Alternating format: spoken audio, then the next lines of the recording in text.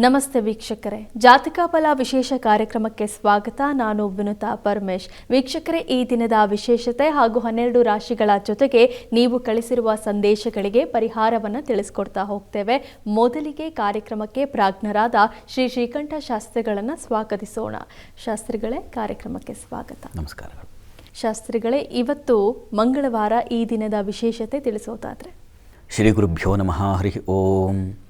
ಮೂರ್ತಿತ್ವೇ ಪರಿಕಲ್ಪಿತ ಶಶಿಭೃತೋ ವೃತ್ಮಾ ಪುನರ್ಜನ್ಮನ ಮಾತ್ಮೇತ್ಯಾತ್ಮವಿದಾಂ ಕೃತುಶ್ಚಯಜುತಾಂ ಭರತ ಅಮರಜ್ಯೋತಿಷಾಂ ಲೋಕಾನಾಂ ಪ್ರಳಯೋದ್ಭವ ಸ್ಥಿತಿ ವಿಭುಶ್ಚಾನೇಕಧಾಯ ಶ್ರಿತೌ ವಾಚನ್ನ ಸದದಾ ತ್ವನೇಕ ಕಿರಣ ತ್ರೈಲೋಕ್ಯ ದೀಪೋ ರವಿಹಿ. ಸಮಸ್ತ ವೀಕ್ಷಕರಿಗೆ ಶುಭೋದಯ, ಶುಭ ಬೆಳಗು. ಈ ದಿನದ ಸಂದೇಶಗಳನ್ನು ಪರಿಶೀಲಿಸುವ ಪೂರ್ವದಲ್ಲಿ ಹೊತ್ತಿನ ಪಂಚಾಂಗವನ್ನು ಗಮನಿಸಿಕೊಳ್ಳೋಣ. ಶ್ರೀ ಪರಾಭವನ ಸಂವತ್ಸರ ಉತ್ತರಾಯಣ, ಗ್ರೀಷ್ಮ ಋತು, ನಿಜಜ್ಯೇಷ್ಠ ಮಾಸ, ಕೃಷ್ಣ ಪಕ್ಷವಾಗಿದೆ. ಈ ದಿವಸ ಮಂಗಳವಾರವಾಗಿರತಕ್ಕಂಥದ್ದು, ಸಪ್ತಮಿ ತಿಥಿ, ಉತ್ತರ ಭಾದ್ರ ನಕ್ಷತ್ರ. ಈ ದಿವಸ ಒಂದು ವಿಶೇಷವಾದ ದಿವಸ. ಕಾರಣ ಏನಪ್ಪ ಅಂದರೆ, ಆಕಾಶಕಾಯದಲ್ಲಿ ಗ್ರಹಗಳ ಸಂಚಾರದಲ್ಲಿ ಸ್ವಲ್ಪ ವ್ಯತ್ಯಾಸ ಇದೆ. ಗ್ರಹ ಒಂದು, ಅದು ಬುಧ ಗ್ರಹ ಇಷ್ಟು ದಿವಸ ಕರ್ಕಟಕ ರಾಶಿಯಲ್ಲಿ ಸಂಚರಿಸ್ತಾ ಇದ್ದ. ಅಲ್ಲಿ ಚಂದ್ರನ ಮನೆಯಲ್ಲಿ, ತಂದೆಯ ಮನೆಯಲ್ಲಿ. ಮತ್ತೆ ವಾಪಸ್ ವಕ್ರನಾಗಿ ಈ ದಿವಸ ಆತ ಮಿಥುನ ರಾಶಿಯನ್ನು ಪ್ರವೇಶ ಮಾಡ್ತಾನೆ. ಮುಂದೆ ಇದ್ದಂಥವನು ಸ್ವಲ್ಪ ಹಿಂದಕ್ಕೆ ಹೋಗ್ತಾನೆ. ಹೇಗೆ ಒಂದು ರಸ್ತೆಯಲ್ಲಿ ಎರಡು ವಾಹನಗಳು ಸಂಚರಿಸುವಾಗ ಒಂದು ಓವರ್ಟೇಕ್ ಮಾಡಿ ಮುಂದೆ ಹೋಗಿರುತ್ತೆ, ಆದರೆ ಸಂದರ್ಭವಶಾತ್, ಕಾಲವಶಾತ್, ಇನ್ಯಾವುದೋ ಕಾರಣದಿಂದಾಗಿ ಆ ಮುಂದೆ ಹೋಗಿರ್ತಕ್ಕಂಥದ್ದು ಹಿಂದೆ ಬಂದು ಮತ್ತೆ ಬೇರೆವೆಲ್ಲ ಮುಂದೆ ಹೋಗೋ ಹಾಗೆ ಬುಧ ಸ್ವಲ್ಪ ಹಿಂದೆ ಬಂದಿದ್ದಾನೆ. ಗ್ರಹಗಳು ವಕ್ರರಾಗಿದ್ದರೆ ಅಯ್ಯೋ ಕೆಟ್ಟ ಫಲ, ಹಾಗೆ ಹೀಗೆ ಅಂತ ಅನೇಕರು ಹೇಳಿಕೆಗಳನ್ನು ಕೊಡ್ತಾರೆ. ವಸ್ತುತಃ ವಕ್ರೀಣಸ್ತು ಮಹಾವೀರ್ಯಾ ವಕ್ರಂಗತ ಸ್ವಚ್ಛಫಲಂ ವಿದಧ್ಯಾತ್ ಅಂತೆಲ್ಲ ಶಾಸ್ತ್ರಗಳು ಹೇಳುತ್ತೆ. ಋಷಿಗಳು ನಿರೂಪಣೆ ಮಾಡಿರೋದನ್ನು ನಾವು ಹೇಳಬೇಕು. ಏನೇನೋ ತೋಚಿದ್ದನ್ನು ಹೇಳಿದ್ರೆ ಅದು ಶಾಸ್ತ್ರ ಅನ್ನಿಸ್ಕೊಳ್ಳಲ್ಲ. ಶಾಸ್ತ್ರ ಯಾವತ್ತೂ ಕೂಡ ಉಪಕಾರವನ್ನು ಮಾಡೋದ್ರ ಜೊತೆಗೆ ವಿವೇಕವನ್ನು ತುಂಬುತ್ತೆ. ಅದನ್ನು ಶಾಸ್ತ್ರ ಅಂತ ಕರೀತಾರೆ. ಬರೀ ಏನೋ ಆಲೋಚನೆಗಳು ಹೇಳಿ ಡಂಗುರ ಸಾರಿ ಮತ್ತೊಂದು ಇನ್ನೇನು ಮಾಡಿದ್ರೆ ಅದು ಏನು ಸಮಾಜಕ್ಕೆ ಅಥವಾ ಜನರಿಗೆ ತಿಳಿಪಡಿಸ್ತಕ್ಕಂಥ ಒಂದು ಕಂಟಕವಾಗುತ್ತೆ. ಹೀಗಾಗಿ ಇದನ್ನು ಸ್ವಲ್ಪ ಕಡಿಮೆ ಮಾಡಿಕೊಳ್ಬೇಕು. ಯಾರು ಈ ರಂಗದಲ್ಲಿದ್ದಾರೋ ಅವರು ಸ್ವಲ್ಪ ತಿಳುವಳಿಕೆ ಓದ್ಕೋಬೇಕು. ಒಂದಷ್ಟು ಪುಸ್ತಕಗಳನ್ನ ಅಧ್ಯಯನ ಮಾಡಿದ್ರೆ ಗೊತ್ತಾಗುತ್ತೆ. ಸ್ವಲ್ಪ ಪ್ರಜ್ಞೆ ಬೆಳೆಸ್ಕೋಬೇಕಾಗತ್ತೆ. ಹೀಗಾಗಿ ವಕ್ರನಾದ ಕೂಡಲೇ ಏನೋ ಸಮಸ್ಯೆ ಹೀಗೆಲ್ಲ ಹೇಳೋದು ಅದು ಅಷ್ಟು ಉಚಿತವಲ್ಲ. ಹೀಗಾಗಿ ಜನ ಅದರಿಂದ ಏನಾಗುತ್ತೆ, ಕೇಳುವವರಿಗೆ, ನೋಡುವವರಿಗೆ ಭಯ ಉಂಟಾಗುತ್ತೆ. ವಸ್ತುತಃ ಜ್ಯೋತಿಷ್ಯದಲ್ಲಿ ಅದರ ಇದು ಬಹಳ ವಿಶೇಷವಾದ, ಯಾಕಂದರೆ ಮನಸ್ಸಿಗೆ ನೇರವಾಗಿ ತಾಗುತ್ತೆ. ಯಾಕೆಂದರೆ ಇಂತಹ ಸಂದರ್ಭದಲ್ಲಿ ಹೀಗಾಗೋ ಸಾಧ್ಯತೆ ಇದೆ ಅಂದಾಗ ಹಾಗಾಗ್ಬಿಟ್ಟಿರುತ್ತೆ. ಹಾಗೇನಾಗುತ್ತೆ, ಇದ್ರ ವಿಶ್ವಾಸ ಹೆಚ್ಚಾಗುತ್ತೆ. ಈ ವಿಶ್ವಾಸವನ್ನು ಹಾಳು ಮಾಡಬಾರ್ದು, ಭಯ ಹುಟ್ಟಿಸಬಾರ್ದು. ಮುಖ್ಯವಾಗಿ ಭಯ ಹುಟ್ಟಿಸಬಾರ್ದು. ಜನರಿಗೆ ಆತಂಕವನ್ನು ತಿಳಿ ಮಾಡಬೇಕು. ಆತಂಕ ಇಲ್ಲಪ್ಪ, ಪಡಬೇಕಾದ ಅವಶ್ಯಕತೆ ಇಲ್ಲ. ಹೀಗಾಗಿ ಇದರಿಂದ ಹೆಚ್ಚಿನ ಅನುಕೂಲವೇ ಇದೆ. ಯಾವುದು ಅನುಕೂಲ ಇದೆ ಅಂತ ಹೇಳಬೇಕು. ಅನುಕೂಲ ಅಷ್ಟು ಏನೋ ಪ್ರಮಾದ ಇದೆಯಾ, ಪ್ರಮಾದ ಇದ್ದಾಗಲೂ ಅವ್ರಿಗೆ ಹೆದರಿಸಿದ್ರೆ ಏನು ಬಂತು. ಹೀಗಾಗಿ ಇದೊಂಥರ ಸೂಕ್ಷ್ಮ ವಿಚಾರ, ನೇರವಾಗಿ ಹೃದಯಕ್ಕೆ ಹೋಗಿಬಿಡುತ್ತೆ. ಹೀಗಾಗಿ ಜ್ಯೋತಿಷ ಅನ್ನೋದು ಮನಸ್ಸಿಗೆ ಸಂಬಂಧಿಸಿರ್ತಕ್ಕಂಥ ವಿಚಾರವಾಗಿರುತ್ತೆ. ಹೀಗಾಗಿ ಇದರ ಬಗ್ಗೆ ಸ್ವಲ್ಪ ವಿಶಾಲ ದೃಷ್ಟಿ, ಔದಾರ್ಯದ ದೃಷ್ಟಿ ಇರಬೇಕು ಜ್ಯೋತಿಷಿ ಆದವರಿಗೆ ಅಂತೆಲ್ಲ ಅಲ್ಲಿ ಶಾಸ್ತ್ರ ನಿರೂಪಣೆ ಮಾಡುವಾಗಲೇ ಪ್ರಾರಂಭದಲ್ಲಿ ಪಾಪ ಹೇಳ್ತಾರೆ. ಒಬ್ಬ ಜ್ಯೋತಿಷಿಯ ಲಕ್ಷಣ ಏನು ಅಂತಂದ್ರೇ ಸಾಕಷ್ಟಿದೆ. ಅದನ್ನೆಲ್ಲ ಅನುಷ್ಠಾನಪರನಾಗಿರಬೇಕು. ಜನರಿಗೆ ತೊಂದರೆ ಮಾಡಬಾರ್ದು, ಆಮಿಷ ಕೊಡಬಾರ್ದು, ನಾವು ಒಳಗಾಗಬಾರ್ದು, ಈ ಥರದ್ದೆಲ್ಲ ಇದೆ. ಅದು ಶಿಸ್ತು. ಇರಲಿ ಬಿಡಿ, ವಿಚಾರ ಎಲ್ಲಿಗೂ ಹೋಗುತ್ತೆ. ಅಂತೂ ಬುಧ ಈಗ ವಕ್ರನಾಗಿ ಮತ್ತೆ ವಾಪಸ್ಸು ಮಿಥುನ ರಾಶಿಗೆ ಬರ್ತಾ ಇದ್ದಾನೆ. ಅದು ಒಳ್ಳೆಯ ಫಲವನ್ನು ಹೇಳಿದೆ. ಮಿಥುನ ರಾಶಿಯಲ್ಲಿ ಸ್ವಕ್ಷೇತ್ರದಲ್ಲಿ ಸಂಚರಿಸುವಾಗ ಅಲ್ಲಿ ವಿಕತ್ತನಃ ಶಾಸ್ತ್ರಕಲಾವಿದಗ್ಧ ಪ್ರಿಯಂ ವದಃ ಸೌಖ್ಯರತ ತೃತೀಯೇ ಅಂತ ಬುಧನ ಒಂದು ಫಲ. ಆ 3ನೇ ಮನೆಯಲ್ಲಿ ಮಿಥುನ ರಾಶಿಯಲ್ಲಿ ಬುಧ ಸಂಚರಿಸುವಾಗ ವಿಕತ್ತನ ಸ್ವಲ್ಪ ವಾಚಾಳಿ ಆಗ್ತಾನೆ, ವಾದ ಮಾಡ್ತಕ್ಕಂಥ ಜಾಸ್ತಿ ಆಗುತ್ತೆ ಅನ್ನೋದನ್ನು ಹೇಳುತ್ತೆ. ಮತ್ತು ಕಲಾವಿದಗ್ಧ, ಅಲ್ಲಿ ಶಾಸ್ತ್ರ ಕಲಾವಿದಗ್ಧ ಅಂತ, ಶಾಸ್ತ್ರಗಳು, ಅಧ್ಯಯನ, ಹೊಸ ಸಂಶೋಧನೆ ಅಥವಾ ಶಾಸ್ತ್ರ ಅಂದರೆ ಇದೇ ಅಂತಲ್ಲ. ಶಾಸ್ತ್ರ ಅಂತಂದರೆ ಬರೀ ಕೇವಲ ಏನೋ ಒಂದು ವೈದಿಕ ಸಂಸ್ಕೃತಿಗೆ ಸಂಬಂಧಿಸಿರ್ತಕ್ಕಂಥದ್ದು ಅಂತಲ್ಲ. ಶಾಸ್ತ್ರ ಒಂದು ವಿಜ್ಞಾನವೂ ಶಾಸ್ತ್ರವೇ. ಗಣಿತವೂ ಶಾಸ್ತ್ರವೇ. ಹೀಗಾಗಿ ಅವುಗಳಲ್ಲಿ ಆಸಕ್ತಿ ಹೆಚ್ಚಾಗುತ್ತೆ, ಪಟುತ್ವ ಬರುತ್ತೆ. ಲಿಪಿ ಗಣಿತ ಆದಿ ಕಾವ್ಯ ಶಿಲ್ಪೈಹಿ ಅಂತ ಹೇಳುತ್ತೆ. ಬುಧನಿಗೆ ಸಂಬಂಧಿಸಿರ್ತಕ್ಕಂಥದ್ದು ಲಿಪಿಶಾಸ್ತ್ರ, ಗಣಿತಶಾಸ್ತ್ರ, ಕಾವ್ಯಶಾಸ್ತ್ರ, ಅಲಂಕಾರಶಾಸ್ತ್ರ, ವ್ಯಾಕರಣಶಾಸ್ತ್ರ, ಇವುಗಳಿಗೆಲ್ಲ ಬುಧ ಅಧಿಪತಿ. ಹೀಗಾಗಿ CA ಓದ್ತಕ್ಕಂಥದ್ದು ಅದು ನೋಡಿಪ್ಪ ಅವರಿಗೆ ಹೆಚ್ಚಿನ ಆಸಕ್ತಿ ಬರುತ್ತೆ, ಒಳ್ಳೆಯ ಮಾರ್ಗದರ್ಶಕರು ಸಿಗಬಹುದು, ನಿಮಗೆ ಹೊಳಿಬಹುದು. ಇಷ್ಟು ದಿವಸ ಈ ಏನು ಸೂತ್ರ ಬಿಡಿಸ್ತಾ ಇದ್ದೆ ತಪ್ಪಾಗ್ತಾಯಿತ್ತು, ಈ ಲೆಕ್ಕ ಮಾಡ್ತಾ ಇದ್ದೆ ತಪ್ಪು ಇದರ ಈಗ ನನಗೆ ಸ್ಪಷ್ಟತೆ ಬಂದಿದೆ. ಆ ಬುಧನಿಂದಾಗಿ ಅಂಥದ್ದೊಂದು ಅರಳುತ್ತೆ ಕೌಶಲ್ಯ, ಅದನ್ನು ಸೂಚಿಸ್ತಾನೆ. ಮತ್ತು ಶಿಲ್ಪಶಾಸ್ತ್ರ, ಕಲೆ ಇವುಗಳಲ್ಲೆಲ್ಲ ಆಸಕ್ತಿ ಹೆಚ್ಚಾಗುತ್ತೆ. ಅಲ್ಲಿ ರವಿಯೂ ಇದ್ದಾನೆ. ಹೀಗಾಗಿ ವೈದ್ಯಶಾಸ್ತ್ರದಲ್ಲಿ ಅಭ್ಯಾಸ ಮಾಡೋರಿಗೆ ಹೆಚ್ಚಿನ ಅನುಕೂಲಗಳುಂಟಾಗ್ತಕ್ಕಂಥದ್ದು, ಅರ್ಥ ಆಗ್ತಕ್ಕಂಥದ್ದು. ಪಾಠ ಮಾಡಿದ್ದು ಅರ್ಥವಾಗಬೇಕಲ್ಲ, ಯಾವಾಗ ಅರ್ಥ ಆಗುತ್ತೆ? ಓದಿದಾಗ, ಮನಸ್ಸಿಟ್ಟು ಓದಿದಾಗ. ಈಗ ಬುಧನಿಂದಾಗಿ ಗ್ರಹಗಳು ಸಂಚಾರ ಆಗ್ತಾ ಇರುವಾಗ ನಮ್ಮ ಮನಸ್ಸನ್ನು ಸೆಳೀತವವು, ಅವುಗಳಿಗೆ ಆ ಪವರ್ ಇದೆ, ಆಕರ್ಷಣ ಶಕ್ತಿ ಇದೆ. ಆ ಸಂದರ್ಭದಲ್ಲಿ ಬುದ್ಧಿ ಮನಸ್ಸು ಎರಡು ಎಲಿವೇಟ್ ಆಗುತ್ತೆ, ಒಳ್ಳೆಯದರ ಚಿಂತನೆ ಬರುತ್ತೆ, ಸಚ್ಚಿಂತನೆ ಬರುತ್ತೆ. ಪ್ರಿಯಂ ವದಹ, ಒಳ್ಳೆಯ ಮಾತು ಬರುತ್ತೆ. ಎಂಥ ವಕ್ರನಾಗಿ ಮಾತಾಡ್ತಿದ್ದಂಥವನು ಕೂಡ ಈಗ ಹಿತವಾಗಿ ಮಾತಾಡೋದು ಕಲಿತಾನೆ, ಹಿತವಾಗಿ ಮಾತಾಡೋದನ್ನು ರೂಢಿಸ್ಕೊಳ್ತಾನೆ, ಪ್ರಭಾವಿತನಾಗಿ ಹಿತವಾಗಿ ಮಾತಾಡ್ತಾನೆ. ಹೀಗೆ ಸೌಖ್ಯರತಃ, ಸುಖದಲ್ಲಿ ತೇಲ್ತಾನವನು, ಅದರಲ್ಲಿ ಆಸಕ್ತನಾಗ್ತಾನೆ. ಯಾವುದು ಸುಖವೋ, ಯಾವುದು ಬುದ್ಧಿಗೆ ಅನಿಸುತ್ತೆ, ಯಾಕಪ್ಪ ಸುಮ್ಮನೆ ಮೈ ಮೇಲೆ ಎಳ್ಕೊಳ್ಳೋದು, ತೆಪ್ಪಗಿರೋಣ. ಇಷ್ಟು ದಿವಸ ಅವ್ರ ವಿಚಾರದಲ್ಲಿ ಇವ್ರ ವಿಚಾರದಲ್ಲಿ ತಲೆ ಕೆಡಿಸ್ಕೊಂಡು ಸಾಕಾಯಿತು, ಬೇಡ, ನನ್ನ ಪಾಡಿಗೆ ನಾನು ಇರೋಣ. ಇರುವ ಭಾಗ್ಯವನ್ನೆನೆದು ಬಾರೆನೆಂಬುದನ್ನು ಬಿಡುವುದು, ಕಗ್ಗನಾರು ಓದ್ಕೊಂಡು ನೆಮ್ಮದಿಯಾಗಿರೋಣ. ಅಥವಾ ಏನೋ ಹಿತವಾದದ್ದು ಹಾಡು ಕೇಳ್ಕೊಳ್ಳೋಣ, ಅಥವಾ ಇನ್ಯಾವುದೋ ಒಂದು ಮನೆ ಅಭ್ಯಾಸ, ಇವುಗಳಲ್ಲಿ ಮಕ್ಕಳಿಗೆ ಪಾಠ ಹೇಳ್ಕೊಡೋದೆ. ಒಂದು ದಿವಸವಾದರೂ ಅದು ಕೆಲಸ ಮಾಡಿರ್ತಾರೆ, ಕೂಡಿಸ್ಕೊಂಡು ಬರೀ ಟ್ಯೂಷನ್ನಲ್ಲಿ ಅವರು ಹೇಳ್ಕೊಡೋದೇ ಆಯಿತು, ಇಲ್ಲ ಶಾಲೆ ಹೇಳ್ಕೊಡೋದಾಯಿತು. ಇವಾಗ ಬುದ್ಧಿ ಬರುತ್ತೆ, ಒಂದು ಸಲ ಪಾಠವಾದರೆ ಹೇಳ್ಕೊಡೋಣ, ನೋಡೋಣ ಏನಿದೆ ಅಂತ. ಈ ರೀತಿಯ ಆಲೋಚನೆಗಳು, ಒಳ್ಳೆಯ ಆಲೋಚನೆಗಳೆಲ್ಲ ಬರುತ್ತೆ ಅಂತ. ಹೀಗೆ ಒಂದು ಬುದ್ಧನ ಪರಿವರ್ತನೆಯಿಂದ ಇಷ್ಟೆಲ್ಲ ಇದೆ. ಇದೆಲ್ಲ ನಾವು ಅರ್ಥ ಮಾಡ್ಕೋಬೇಕು. ಗ್ರಹಗಳು ಹಾಗೆ ಮನಸ್ಸನ್ನು, ಬುದ್ಧಿಯನ್ನು ಕಂಟ್ರೋಲ್ ಮಾಡ್ತಾ ಇರ್ತವೆ. ಆ ಸಂದರ್ಭವಶಾತ್ ನಾವು ಹುಚ್ಚುಚ್ಚರಾಗಿ ಆಡ್ಬಿಡ್ತೀವಿ. ಈಗ ಚೆನ್ನಾಗಿದೆ ಕಾಲ, ಯಾರ್ಯಾರಿಗೆ ಯಾವ್ಯಾವ ರೀತಿಯ ಶುಭ ಫಲ ನಾವು ಆನಂತರದಲ್ಲಿ ನೋಡೋಣ. ಅಂತೂ ಈ ದಿವಸ ವಿಷ್ಣು ಸನ್ನಿಧಾನಕ್ಕೆ ಹೋಗಿ ಬನ್ನಿ, ಒಂದು ಪ್ರಾರ್ಥನೆ ಸಲ್ಲಿಸಿ. ಸರಿ ಶಾಸ್ತ್ರಿಗಳೇ, ಬುಧನ ಪರಿವರ್ತನೆ ಜೊತೆಗೆ ಜ್ಯೋತಿಷ್ಯ ಅನ್ನೋದು ಎಚ್ಚರಿಕೆಯ ಸಂದೇಶವಾಗಿರಬೇಕು, ಭಯ ಹುಟ್ಟಿಸೋದಲ್ಲ ಅನ್ನೋ ಒಂದು ಸಂದೇಶವನ್ನು ಕೊಟ್ರಿ. ಈಗ ವೀಕ್ಷಕರು ಕಳಿಸಿರುವಂತಹ ಸಂದೇಶಗಳಿಗೆ ಪರಿಹಾರವನ್ನು ತಿಳಿಸ್ಕೊಡ್ತಾ ಹೋಗೋಣ. ಮೊದಲ ಸಂದೇಶ ಭೂತರಾಜು ಅಥವಾ ಭೂತೇಶ್ ಇರಿಗೇನಹಳ್ಳಿಯಿಂದ. ಇವರು ಹುಟ್ಟಿದ ದಿನಾಂಕ 14/1/1991, ಹುಟ್ಟಿದ ಸಮಯ 1:15 AM. ಇವರ ಪ್ರಶ್ನೆ, ಕಳೆದ 10 ವರ್ಷದಿಂದ ಮದುವೆಗೆ ಪ್ರಯತ್ನ ಮಾಡ್ತಾ ಇದ್ದೀನಿ, ಆದರೆ ಸಾಧ್ಯವಾಗ್ತಾ ಇಲ್ಲ, ಪರಿಹಾರ ತಿಳಿಸಿ ಅಂತಿದ್ದಾರೆ. ಭೂತೇಶ್ ಅವರ ಪ್ರಶ್ನೆ, 10 ವರ್ಷದಿಂದ ವಿವಾಹಕ್ಕೆ ಪ್ರಯತ್ನ ಪಡ್ತಾ ಇದ್ದೀನಿ, ಆದರೆ ಆಗ್ತಾ ಇಲ್ಲ ಅಂತ. ಪಾಪ ನೋಡೋಣ. ನೋಡಿ, ತಮ್ಮ ಜಾತಕವನ್ನು ಪರಿಶೀಲಿಸಿದ್ರೆ ಇದು ತುಲಾ ಲಗ್ನವಾಗಿದೆ. ಲಗ್ನದಿಂದ ನಿಮಗೆ ಸಪ್ತಮ ಅಧಿಪತಿ, ವಿವಾಹದ ಅಧಿಪತಿ ಅಷ್ಟಮವನ್ನು ಸೇರಿದ್ದಾನೆ. ಅಷ್ಟಮ ಒಂದು ದುಸ್ಥಾನ. ಯದ್ಭಾವನಾಥೋ ರಿಪುರಂದ್ರ ರಿಫ್ಪೆ ತದ್ಭಾವನಾಶಂ ಅಂತ ಶಾಸ್ತ್ರದಲ್ಲಿ ಒಂದು ಸೂತ್ರ ಇದೆ. ಭಾವಾಧಿಪತಿಯಾಗಿರತಕ್ಕಂಥವನು ಅಷ್ಟಮದಲ್ಲಿದ್ದರೆ, 6ನೇ ಮನೆಯಲ್ಲಿದ್ದರೆ, ವ್ಯಯದಲ್ಲಿದ್ದರೆ ಸ್ವಲ್ಪ ತೊಡಕನ್ನು ಉಂಟು ಮಾಡ್ತವೆ ಅಂತ ಶಾಸ್ತ್ರಗಳು ನಿರೂಪಿಸ್ತವೆ. ಹೀಗಾಗಿ ಇವನು ಅಷ್ಟಮದಲ್ಲಿದ್ದಾನೆ. ಹಾಗಾಗಿ ಪಾಪ ಪರಿತಪಿಸ್ತಾ ಇದ್ದೀರಾ, ಅದು ಎಷ್ಟಂದರೂ ಫಲ ಸಿಗದೆ ಹೋಗ್ತಾ ಇದೆ. ಇದಕ್ಕೆ ಗ್ರಹಾರಾಧನೆ ಮಾಡಬೇಕು. ಯಾವಾಗ ಗ್ರಹಗಳು ದುರ್ಬಲರಾಗಿರ್ತಾರೋ ಆ ಸಂದರ್ಭದಲ್ಲಿ ಆ ಗ್ರಹದ ಆರಾಧನೆ ಮಾಡೋದರಿಂದ ಆ ಫಲ ನಮಗೆ ಸಂದಾಯವಾಗುತ್ತೆ. ಕುಜನ ಒಂದು ಮಂತ್ರ, ಅಗ್ನಿರ್ಮೂರ್ಧಾದಿವ ಕಕುತ್ಪತಿ ಪೃಥಿವ್ಯಾ ಅಯಂ ಅಪಾಗಂ ರೇತಾಗಂ ಸಿಜಿನ್ಮತಿ. ಈ ಮಂತ್ರ ತುಂಬ ಚೆನ್ನಾಗಿದೆ, ಆ ಮಂತ್ರ ಕೇಳಿಸ್ಕೊಳ್ಬೇಕು. ಅದನ್ನು 10,000 ಸಂಖ್ಯೆಯಲ್ಲಿ ಜಪಿಸಬೇಕು ಅಂತಿದೆ. ಜಪಿಸಿ ತದ್ದಶಾಂಶ ಹವನ ಮಾಡಬೇಕು ಅಂತ. ಹೀಗಾಗಿ ಒಳ್ಳೆಯ ಪುರೋಹಿತರನ್ನು ಸಂಪರ್ಕ ಮಾಡಿ ಅವರಲ್ಲಿ ವಿನಂತಿ ಮಾಡಿಕೊಳ್ಳಿ. ಶ್ರದ್ಧೆಯಿಂದ ನೀವು ಆ ಕಾರ್ಯಕ್ರಮದಲ್ಲಿ ಪಾಲ್ಗೊಳ್ಳಿ, ಆ ಮಂತ್ರವನ್ನು ಕೇಳಿಸ್ಕೊಳ್ಳಿ. ಅದರಲ್ಲಿ ಮಂತ್ರದಲ್ಲಿ ನಮಗೆ ಪರಿಹಾರ ಇದೆ. ಹೀಗಾಗಿ ಪ್ರಯತ್ನ ಮಾಡಿ, ಅದರಿಂದ ಅನುಕೂಲ ಖಂಡಿತ ಆಗುತ್ತೆ. ನೀವು ಗಾಬರಿ ಆಗುವ ಅವಶ್ಯಕತೆ ಇಲ್ಲ. ಪ್ರಸ್ತುತ ಕಾಲವನ್ನು ನೋಡಿಬಿಡೋಣ. ಚಂದ್ರದಶೆಯಲ್ಲಿ ತಮಗೀಗ ನಡೀತಾ ಇರತಕ್ಕಂಥದ್ದು ಶನಿಭುಕ್ತಿ ನಡೀತಾ ಇದೆ. ನೀವು ಶನೈಶ್ಚರ ತುಂಬ ಚೆನ್ನಾಗಿದ್ದಾನೆ, ಸುಖಾಧಿಪತಿ. ಕಾಲದಲ್ಲಿ ಸುಖ ಏರ್ಪಡುತ್ತೆ. ಪ್ರಯತ್ನ ಮಾಡಿ. ಈ ಮಂತ್ರ ಕುಜನ ಒಂದು 10,000 ಸಂಖ್ಯೆಯಲ್ಲಿ ಜಪಿಸಿ ಆ ಒಂದು ಕುಜಶಾಂತಿಯನ್ನು ಮಾಡಿಸಿ, ಅನುಕೂಲ ಆಗುತ್ತೆ. ಒಳ್ಳೆಯದಾಗಲಿ. ಸರಿ ಶಾಸ್ತ್ರಿಗಳೇ, ಮುಂದಿನ ಸಂದೇಶ ಮಂಡ್ಯದಿಂದ ಜಯಲಕ್ಷ್ಮಿ. ಇವರು ಹುಟ್ಟಿದ ದಿನಾಂಕ 1/3/2011, ಹುಟ್ಟಿದ ಸಮಯ 1:17 PM. ಇವರ ಪ್ರಶ್ನೆ ಭವಿಷ್ಯದ ಬಗ್ಗೆ ತಿಳಿಸಿ ಅಂತ. ಜಯಲಕ್ಷ್ಮಿ ಅವರ ಪ್ರಶ್ನೆ ಮುಂದೆ ಹೇಗಿದೆ ಅಂತಲ್ವಾ, ಜಾತಕ ನೋಡೋಣ. ನೋಡಿ, ಇದು ಈ ಜಾತಕವನ್ನು ಪರಿಶೀಲಿಸಿ, ಇದು ಮಿಥುನ ಲಗ್ನವಾಗಿದೆ. ಲಗ್ನದಿಂದ ಈ ಪಂಚಮಾಧಿಪತಿ ಶುಕ್ರ ಜಾತಕದಲ್ಲಿ ಅಷ್ಟಮದಲ್ಲಿದ್ದಾನೆ, ಚಂದ್ರಯುಕ್ತನಾಗಿ.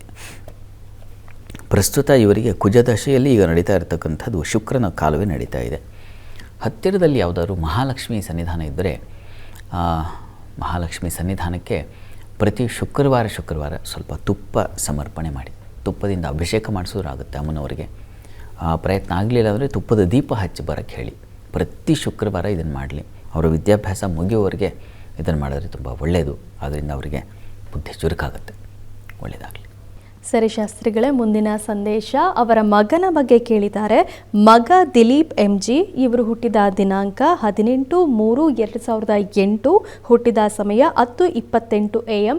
ಇವರ ಪ್ರಶ್ನೆ, ಶಾಸ್ತ್ರಿಗಳೇ, ನಮ್ಮ ಮಗನಿಗೆ ಪೈಲಟ್ ಆಗಬೇಕು ಅಂತ ಆಸೆ ಇದೆ, ಅದಕ್ಕೆ ಪ್ರಿಪ್ರೇಷನ್ ಮಾಡ್ತಾ ಇದ್ದಾನೆ. ಅವನಿಗೆ ಅದರಲ್ಲಿ ಭವಿಷ್ಯ ಇದೆಯಾ? ಜೊತೆಗೆ ಹಣದ ಸಮಸ್ಯೆ ಇರೋದ್ರಿಂದ ಮನೆ ಸೇಲ್ ಮಾಡ್ತಾ ಇದ್ದೀವಿ, ಏನು ಮಾಡಬೇಕು ತಿಳಿಸಿ ಅಂತಿದ್ದಾರೆ. ದಿಲೀಪ್ ಅವರ ಪ್ರಶ್ನೆ ಅಲ್ವಾ, ಅದು ಪೈಲಟ್ ಆಗಬೇಕು ಅಂತಿದ್ದಾರೆ, ಏನು ಮಾಡೋದು ಅಂತ ಮನೆ ಬೇರೆ ಸೇಲಿಗೆ ಇಟ್ಟಿದ್ದಾರೆ. ನೋಡೋಣ. ನೋಡಿ, ಈ ಜಾತಕವನ್ನು ಪರಿಶೀಲಿಸಿದ್ರೆ ಇದು ವೃಷಭ ಲಗ್ನವಾಗಿದೆ. ಲಗ್ನದಿಂದ ಕರ್ಮಸ್ಥಾನದ ಅಧಿಪತಿ ಶನೈಶ್ಚರ ರವಿ ಕ್ಷೇತ್ರದಲ್ಲಿದ್ದಾನೆ. ಇರಲಿ, ಈ ಜಾತಕದಲ್ಲಿ ಬಲ ಏನು ಅಂದರೆ ಚಂದ್ರ ಮತ್ತು ರವಿ ಇಬ್ಬರು ತುಂಬ ಚೆನ್ನಾಗಿದ್ದಾರೆ. ರವಿ ಅಂತೂ ನವಾಂಶದಲ್ಲಿ ತನ್ನದೇ ಅಂಶ ತಗೊಂಡಿದ್ದಾನೆ. ಇದು ತುಂಬ ಒಳ್ಳೆಯದು. ತೃಣ ಕನಕೋರ್ಣ ಭೇಷಜಾದ್ಯೈಹಿ ಅಂತ ಹೇಳುತ್ತೆ. ಹೀಗಾಗಿ ಅದು ಏನಪ್ಪ ಅಂತ ಸೂಚಿಸ್ತಾ ಇದೆ ಅಂದರೆ ಮೆಡಿಕಲ್ ಫೀಲ್ಡು ತುಂಬ ಚೆನ್ನಾಗಾಗುತ್ತೆ ಅಂತ. ಮತ್ತು ತೃಣ ಅಂದರೆ ಹುಲ್ಲಿಗೆ ಇರ್ತಕ್ಕಂಥದ್ದು, ಅದು ಗ್ರಾಸಿಗೆ ಸಂಬಂಧಿಸಿರ್ತಕ್ಕಂಥವು ಅನೇಕ ಇಂಜಿನಿಯರಿಂಗ್ ಕೋರ್ಸ್ಗಳಿದ್ದಾವೆ. ಟರ್ಫ್ ಗ್ರಾಸ್ ಅಂತೇನೋ ಕರೀತಾರೆ, ಇತ್ಯಾದಿ ಇರುತ್ತೆ. ಅದನ್ನು ಪರಿಶೀಲಿಸ್ಕೊಳ್ಳಿ. ಇವುಗಳಿಗೆ ಸಂಬಂಧಿಸಿರ್ತಕ್ಕಂಥ ತುಂಬ ಚೆನ್ನಾಗಾಗುತ್ತೆ. ನೀವು ಪೈಲಟ್ ಇತ್ಯಾದಿಗಳಿಗೆ ಸ್ವಲ್ಪ ಅದಕ್ಕೆ ಹಿನ್ನಡೆ ಇದೆ. ಈ ಕಾರಣದಿಂದಾಗಿ ಔಷಧಿ ಇದು ತುಂಬ ಚೆನ್ನಾಗಾಗುತ್ತೆ. ಹೀಗಾಗಿ ಮೆಡಿಕಲ್ ಫೀಲ್ಡ್ ಟ್ರೈ ಮಾಡಲಿ ನೀವು. ಯಾಕೆಂದರೆ ಇದು ಮನೆಯನ್ನು ಇನ್ವೆಸ್ಟ್ಮೆಂಟ್ ಮಾಡ್ತಾಯಿದ್ರೆ, ಇದು ಮನೆ ಮಾರಿ ಎಜುಕೇಷನ್ ಮಾಡಿಸೋದು ಅಂತಂದರೆ ದುಬಾರಿ ಆಯಿತು. ಸೂರ್ಯಲ್ಲದೆ ಮಾಡ್ತಕ್ಕಂಥದ್ದಾಗಿದೆ. ಹೀಗಾಗಿ ಅದನ್ನು ಮಾರಿ ಓದ್ತಕ್ಕಂಥದ್ದು ಏನು ಅಷ್ಟು ನೋಡಿ, ನಿಮ್ಮ ಬಲ ಸಾಮರ್ಥ್ಯ. ಆದರೆ ಮೆಡಿಕಲ್ ಫೀಲ್ಡಲ್ಲಿ ತುಂಬ ಚೆನ್ನಾಗಿದೆ ಅನ್ನೋದನ್ನು ಸೂಚಿಸಿದೆ. ಅದಂತೂ ಸತ್ಯ. ಆ ದಾರಿ ಹೇಗಿದೆಯಪ್ಪ ಅಂದರೆ ತುಂಬ ಚೆನ್ನಾಗಿದೆ. ಹೀಗಾಗಿ ನಿಮ್ಮ ಆರ್ಥಿಕ ಬಲ ಇತ್ಯಾದಿಗಳು ಅದಕ್ಕೂ ಏನು ಕಡಿಮೆ ಖರ್ಚಾಗುತ್ತೆ, ವಿಪರೀತವಾಗಿ ಖರ್ಚಾಗುತ್ತೆ. ಅದನ್ನು ನೋಡಿ. ಅಥವಾ ಪ್ಯಾರಾಮೆಡಿಕಲ್ ಕೂಡ ಟ್ರೈ ಮಾಡಬಹುದು. ಈ ರೀತಿಯಲ್ಲಿ ಪ್ರಯತ್ನ ಮಾಡಿ. ಆದರೆ ಮೆಡಿಕಲ್ ಫೀಲ್ಡ್ ತುಂಬ ಚೆನ್ನಾಗಿದೆ ಅನ್ನೋದನ್ನು ಹೇಳ್ತಾ ಇದೆ. ಅಷ್ಟಂತೂ ನಾನು ಹೇಳಬಲ್ಲೆ.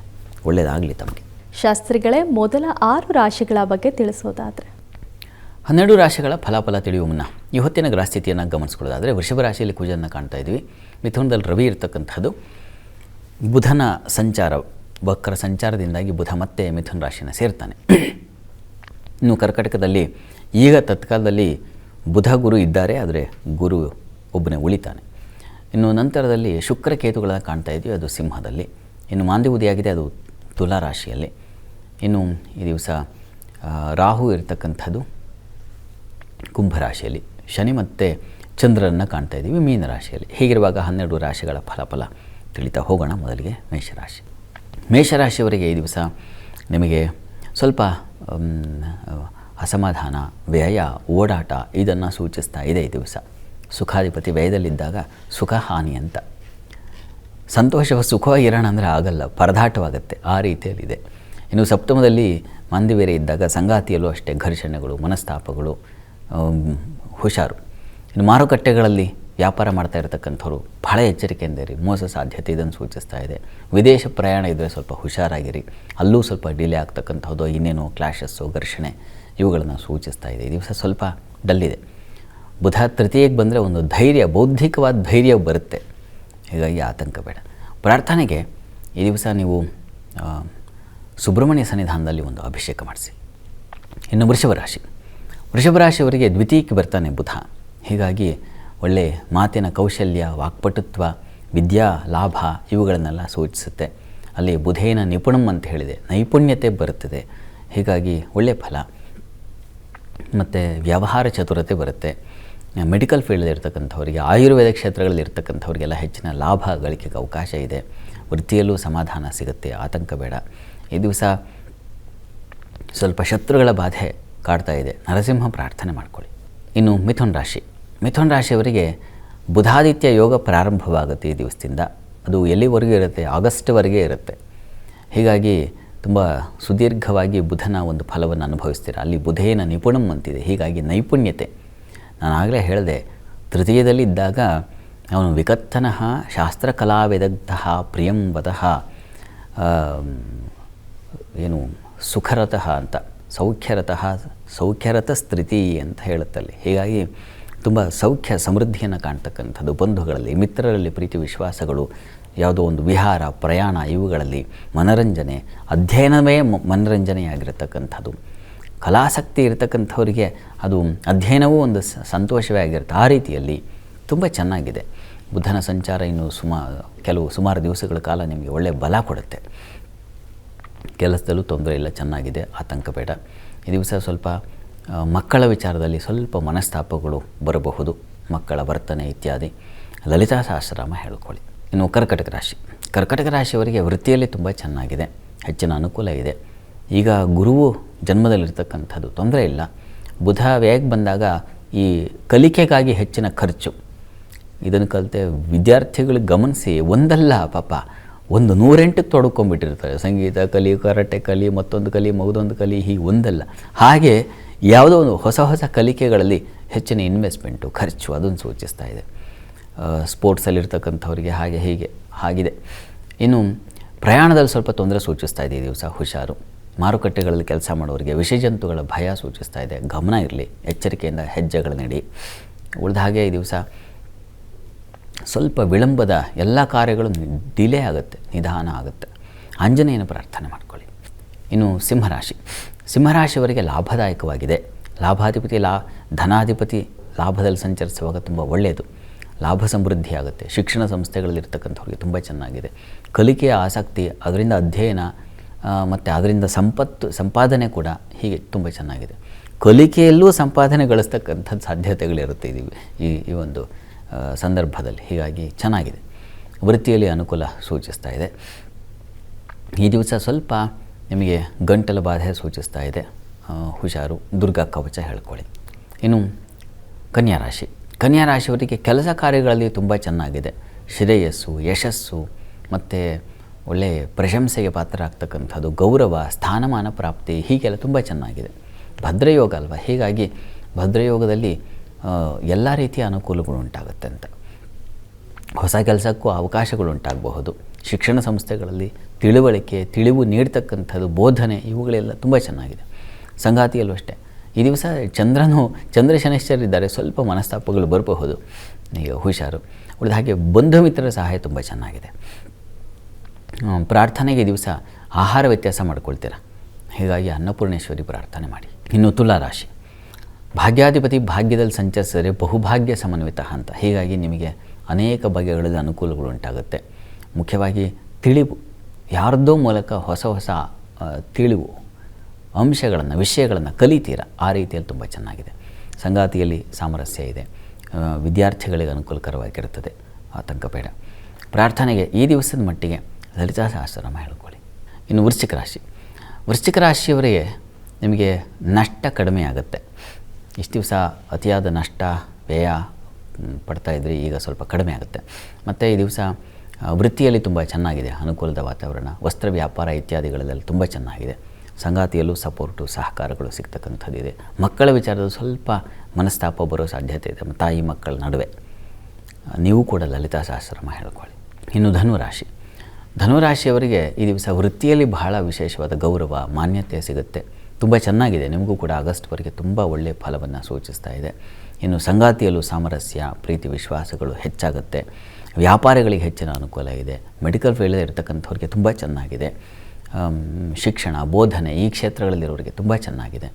ಈ ದಿವಸ ನೀರಿನ ಪ್ರಯಾಣ, ನೀರಿನ ವಿಚಾರದ್ದು ಸ್ವಲ್ಪ ಹುಷಾರಾಗಿರಿ, ತೊಂದರೆಗಳನ್ನು ಸೂಚಿಸ್ತಾ ಇದೆ. ಈ ದಿವಸ ದುರ್ಗಾ ಪ್ರಾರ್ಥನೆ ಮಾಡಿ. ಇನ್ನು ಮಕರ ರಾಶಿ. ಮಕರ ರಾಶಿಯವರಿಗೆ ಸಾಲದಿಂದ ಮುಕ್ತರಾಗ್ತೀರಾ, ಹೊರಗೆ ಬರ್ತೀರಾ. ಯಾವುದೇ ಸಾಲ ಮಾಡಬಾರ್ದು ಅನ್ನೋ ಎಚ್ಚರಿಕೆ, ಪ್ರಜ್ಞೆ ಬರುತ್ತೆ ನಿಮಗೆ, ಅದನ್ನು ಸೂಚಿಸ್ತಾ ಇದೆ. ಮತ್ತು ತಂದೆ ಮಕ್ಕಳಲ್ಲೂ ಸಾಮರಸ್ಯ ಬರ್ತದೆ, ವೈಷಮ್ಯ ಇದ್ದರೆ ದೂರ ಆಗ್ತಕ್ಕಂಥದ್ದನ್ನು ಸೂಚಿಸ್ತಾ ಇದೆ. ವೃತ್ತಿಯಲ್ಲಿ ಈ ದಿವಸ ಸ್ವಲ್ಪ ತೊಡಕನ್ನು ಸೂಚಿಸ್ತಾ ಇದೆ, ವಿಘ್ನಗಳನ್ನು ಸೂಚಿಸ್ತಾ ಇದೆ. ಹೀಗಾಗಿ ಗಣಪತಿ ಸನ್ನಿಧಾನಕ್ಕೆ ಹೋಗಿ ಬನ್ನಿ. ಗಣಪತಿಗೆ ಗರಿಕೆ ಸಮರ್ಪಣೆ, 21 ಗರಿಕೆ ಸಮರ್ಪಣೆ ಮಾಡಿ. ಇನ್ನು ಕುಂಭರಾಶಿಯವರಿಗೆ ಈ ದಿವಸ ವೃತ್ತಿಯಲ್ಲಿ ಅನುಕೂಲ ಇದೆ, ಬುದ್ಧಿ ಚುರುಕಾಗಿರ್ತದೆ. ಬುಧನಿಂದಾಗಿ ಬುದ್ಧಿ ವಿಶೇಷತೆ ಬರುತ್ತೆ, ಆಲೋಚನಾ ಶಕ್ತಿ ಹೆಚ್ಚುತ್ತೆ. ಹೊಸಬರು ಅಂದರೆ ಮಾರ್ಗದರ್ಶನ ಮಾಡ್ತಕ್ಕಂಥದ್ದು ನೀವೇ, ಆ ರೀತಿಯ ಒಂದು ಬುದ್ಧಿ ಚಾತುರ್ಯ ಬರುತ್ತೆ. ಈ ದಿವಸ ಕುಟುಂಬದಲ್ಲಿ ಸ್ವಲ್ಪ ಘರ್ಷಣೆಗಳು, ಮನಸ್ತಾಪಗಳನ್ನು ಸೂಚಿಸ್ತಾ ಇದೆ, ಹುಷಾರು. ಈ ದಿವಸ ದುರ್ಗಾ ಸನ್ನಿಧಾನದಲ್ಲಿ ಅಭಿಷೇಕ ಮಾಡಿಸೋದು ಬಹಳ ಒಳ್ಳೆಯದು. ಇನ್ನು ಮೀನರಾಶಿಯವರಿಗೆ ವೃತ್ತಿಯಲ್ಲಿ ತುಂಬ ಚೆನ್ನಾಗಿದೆ. ಸ್ನೇಹಿತರು, ಬಂಧುಗಳಿಂದ ಹೆಚ್ಚಿನ ಸಹಕಾರ, ಉಪಕಾರವಾಗುತ್ತೆ. ವಿಹಾರ, ಪ್ರಯಾಣ, ಮನರಂಜನೆ, ಕಲಿಕೆ ಇವುಗಳಲ್ಲಿ ಆಸಕ್ತಿ ಮತ್ತು ಒಳ್ಳೆಯ ಫ್ರೆಂಡ್ಸ್. ಹೇಗೆ ಅಂದರೆ ನಿಮಗೆ ಯಾವುದು ಕಲಿಬೇಕು ಅಂತ ಇರುತ್ತೋ ಅದಕ್ಕೆ ಸಂಬಂಧಿಸಿರ್ತಕ್ಕಂಥ ಸ್ನೇಹಿತರೇ ಸಿಗ್ತಕ್ಕಂಥದ್ದು, ಆ ರೀತಿಯಲ್ಲಿ ಅಂದರೆ ಒಳ್ಳೆಯ ರೀತಿಯಲ್ಲಿ ಚೆನ್ನಾಗಿದೆ. ಸಂಗಾತಿಯಲ್ಲೂ ಅಷ್ಟೇ ಸಾಮರಸ್ಯ, ಪ್ರೀತಿ, ವಿಶ್ವಾಸ ತುಂಬ ಚೆನ್ನಾಗಿದೆ ಈ ದಿವಸ. ಪ್ರಾರ್ಥನೆಗೆ ಈ ದಿವಸ ಶನಿ ಚಂದ್ರರು ಒಟ್ಟಾಗಿದ್ದಾರೆ. ಮನಸ್ಸಿನ ಮೇಲೆ ಸ್ವಲ್ಪ ಭಿನ್ನಾಭಿಪ್ರಾಯ, ಮನಸ್ಸು ಹೊಯ್ದಾಡುತ್ತೆ, ಅಂದರೆ ಡಿಸ್ಟರ್ಬೆನ್ಸ್ ಜಾಸ್ತಿ, ಗೊಂದಲ ಜಾಸ್ತಿ. ಆಂಜನೇಯನ ಪ್ರಾರ್ಥನೆ ಮಾಡಿ. ಈ ದಿವಸ 12 ರಾಶಿಗಳವರು, ರಾಶಿ ಗೊತ್ತಿಲ್ಲ ಅಂತಕ್ಕಂಥವ್ರು ಹೇಳಬಹುದಾದ ಮಂತ್ರ ಗಮನಿಸಿ. ಓಂ ಜ್ಞಾನ ರೂಪಾಯೇ ನಮಃ. ಈ ಮಂತ್ರ ಹೇಳ್ಕೊಳ್ಳಿ, ಅನುಕೂಲ ಆಗುತ್ತೆ. ಶಾಸ್ತ್ರಿಗಳೇ, ಈ ದಿನದ ವಿಶೇಷತೆ ಹಾಗೂ 12 ರಾಶಿಗಳ ಜೊತೆಗೆ ವೀಕ್ಷಕರ ಸಮಸ್ಯೆಗಳಿಗೆ ಪರಿಹಾರವನ್ನು ತಿಳಿಸಿಕೊಟ್ರಿ. ಧನ್ಯವಾದ. ಸರ್ವೇ ಜನಾಃ ಸುಖಿನೋ ಭವಂತು, ಸಮಸ್ತ ಸನ್ಮಂಗಳಾನಿ ಭವಂತು. ಎಲ್ಲರಿಗೂ ಶುಭವಾಗಲಿ. ವೀಕ್ಷಕರೇ, ಇದಾಗಿತ್ತು ಇವತ್ತಿನ ಜಾತಕ ಫಲ ವಿಶೇಷ. ನೇರ, ದಿಟ್ಟ, ನಿರಂತರ ಸುದ್ದಿಗಾಗಿ ನೋಡ್ತಾ ಇರಿ ಏಷ್ಯಾನೆಟ್ ಸುವರ್ಣ ನ್ಯೂಸ್. ನಮಸ್ಕಾರ.